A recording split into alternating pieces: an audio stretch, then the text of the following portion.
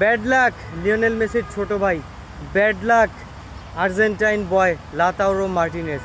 এই লাউতারো মার্টিনেজের আমার মনে হয় আসলে কপালটাই খারাপ, নতুবা বারবার কেন স্বপ্ন জয় দ্বার প্রান্তে গিয়েও শূন্য হাতে ফিরে আসতে হয় এই মানুষটাকে।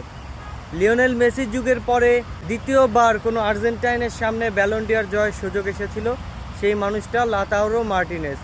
বারবারই স্বপ্নের একেবারে দ্বার প্রান্তে গিয়ে ফিরে আসতে হয়েছে, বারবারই স্বপ্ন ছোঁয়ার দ্বার প্রান্তে গিয়ে ফিরে আসতে হয়েছে লাউতারো মার্টিনেজকে নিয়ে।